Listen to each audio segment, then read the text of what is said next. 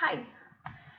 So this week I studied humility and I learned a whole heck of a lot. A whole heck of a lot. So let's get started. So first off, I learned that self-love actually supports humility, not the other way around. Maybe it can also be both. But as you're more self-loving, as I'm more self-loving, I can be more humble. Which blows my mind because I feel like a lot of times self-love is associated with pride or narcissism, and learning that instead self-love brings humility, true, genuine self-love that's not supported by what you do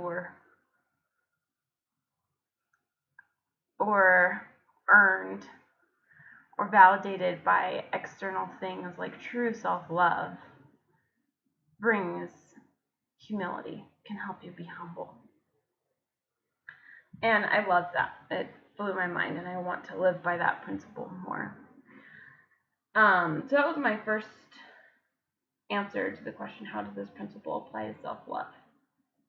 And then I really just want to read what I wrote for how do I develop and maintain this principle, because I learned a lot about that.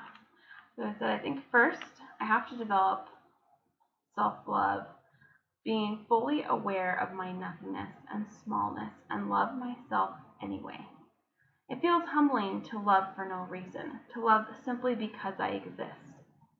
Not because I do anything or earn love, but because I can love. It feels like it's stretching my lovability.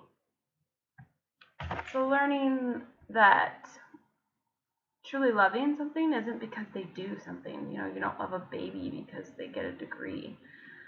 Or I don't love my stuffed animals because they can fix my house. I love my stuffed animals because they're so dang cute. And we love babies because of their innocence.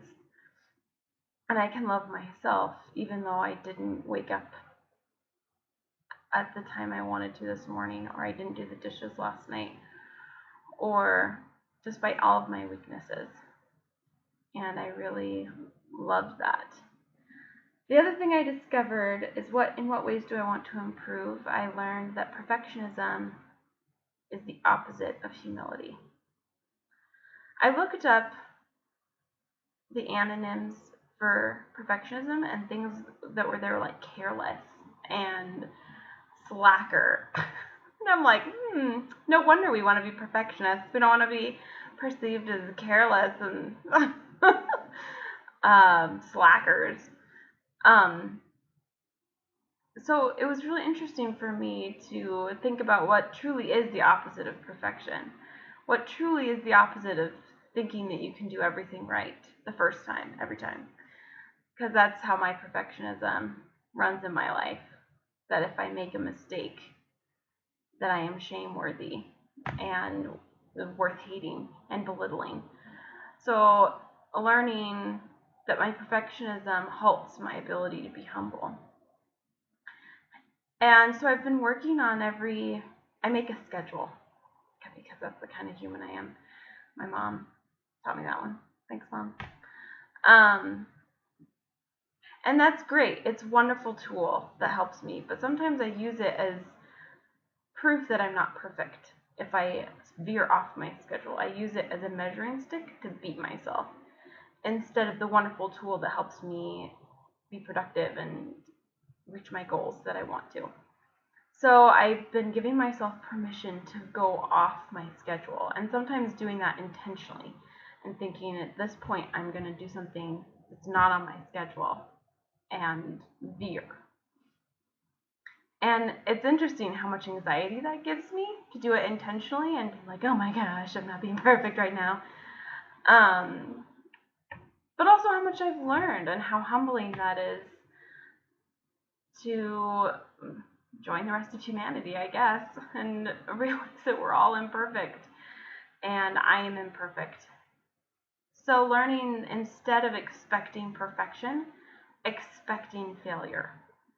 I will fail. There will be times when I will make mistakes, and I want to be okay with that. And I want to expect it instead of expecting that I will never mess up, because that is not being humble. Being humble is knowing that I'm going to make mistakes and that I'm lovable anyway. So those are the things that I learned. For my art project, I did nothing, which was also mortifying to do nothing for my art project. Because, I'm a perfectionist, and so coming to class with nothing feels like an F. But today I'm doing it intentionally, and that me being here and being present is enough. Part of my art project was coming. I have not brushed my hair yet. It's 1 in the afternoon. I haven't brushed my hair. I haven't brushed my teeth. I have not drank enough water yet today. I'm kind of a hot mess. And part of the reason I'm wearing a robe is because none of my clothes fit me anymore, because I've gained like 20 pounds. And so I needed something to wear where I haven't bought clothes yet.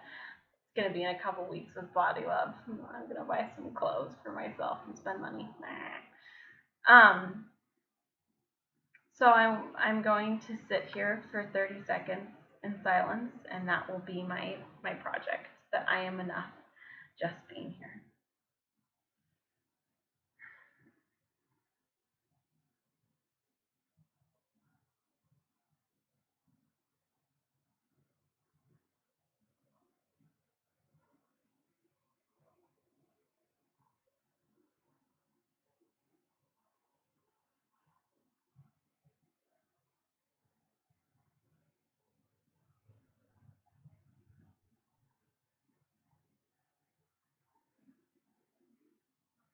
Thanks for sitting with me through those 30 seconds.